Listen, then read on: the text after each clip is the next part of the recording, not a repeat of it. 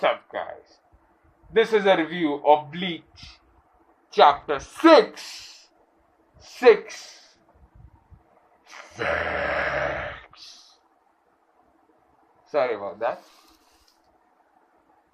Look at this. Anyway, so, to the chapter.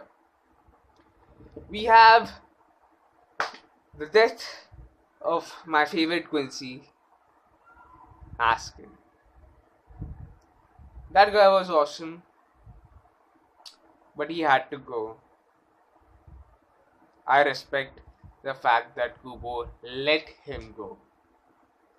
I mean, if this fight would have dragged on for a longer time, it would have had the same impact of what happened to Shunsi versus Chicken Lily fight, because that also went for a very long time and it had a very bad impact over the entire Bankai of Shunsei. So this fight pretty much concludes in this chapter. We see Askin on his death door. I'm sorry, I am laughing over it because even that scene was made funny by him. But anyways, he is pretty much dying, and he asks Urahara that, man, he first asks Grimjaw that, okay, dude, what you were in the death dealing of mine? How the fuck did you even got up and came over here? So Urahara says, well, I healed him. Also, I observed this, that when Aizen ripped off the Arankar's mask, and when these guys used to turn into their Resurrectione, their their uh, their Ryatsu used to turn into Hollow. And now, since we know that Hollow Ryatsu and Quincy Ryatsu are pretty much opposite of each other, they repel each other. So that was the reason why his Resurrectione was able to get out of his death dealing. So he got over there. He was able to get over there. Now, Askin was quite surprised. He said that, dude, did you plan that ahead? Urahara says, no. I just thought that it was an interesting fact. You see, this is a war. And in a war, you have to stay prepared for everything. Survival is the most important thing about a battle, about a war.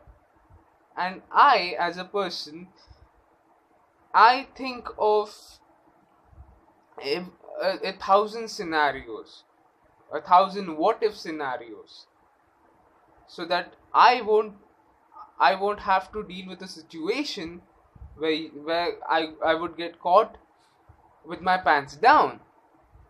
That's what Urahara was talking about, and that is true. And I don't think that this attitude of his was always there.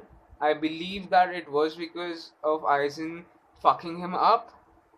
It was Aizen's betrayal, Aizen's plot that pretty much fucked him over, and he had to escape from Soul Society.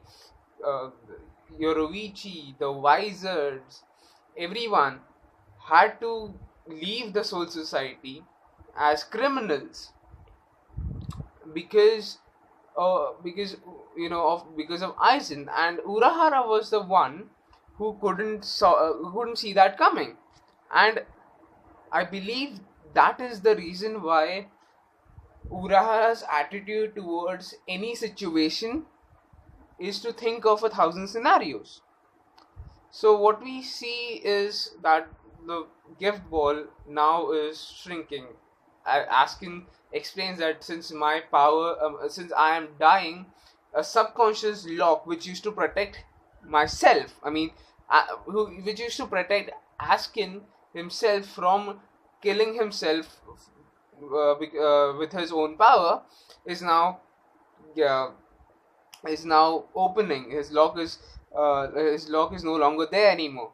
So that's the reason why his power of dead dealing, his power of the gift ball is magnifying. So that is a very bad situation for each of these people, because they are dying over there right now, and even Urahara doesn't have the strength to escape. But Nell is there, and man, thank you, Kubo, that you brought Nell, because I was wondering where the fuck was she. Anyway, so she says that, oh man, Kisuke Urahara was right about those 5 what if scenarios. One of those 5 scenarios have occurring right now. So she sees that in intersection that he made, and try to get out, try to pick these people out of this gift ball. Now, first of all, I need to give Kubo this compliment, that thank you that you did not drag this fight for a long time. That would have completely ruined. That would have completely ruined the whole scenario. The whole. It would have taken out the fun of it. Okay, and good that this fight lasted for only 2 chapters. If it would have lasted for a long time, it would have just been boring. Trust me. It had happened with Parnaida. Honestly, I do like the fight against Parnaida, but it lasted for such a long time. Even with Grammy, longer fights just drag a lot, and it just makes things boring. I mean, in an anime, that's fine, because you can condense that fight, but in a manga you have to wait for each week for a new chapter, and a single chapter you have this fight which is going on. So it becomes very boring, it becomes very repetitive.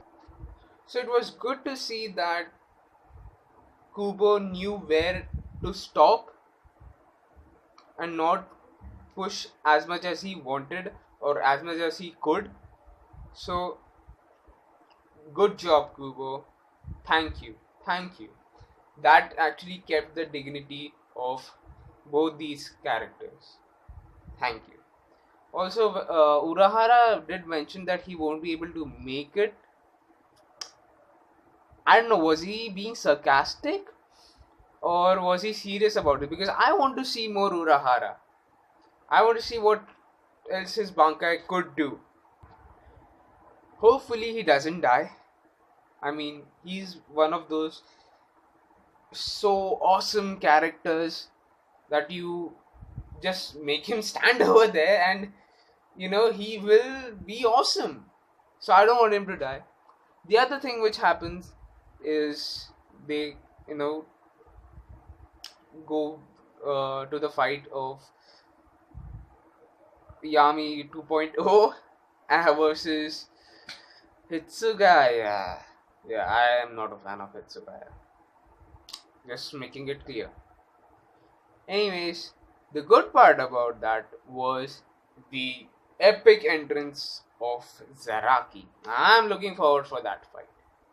Anyways, that was the chapter. What do you guys think? Leave in the comment section below. Till next time.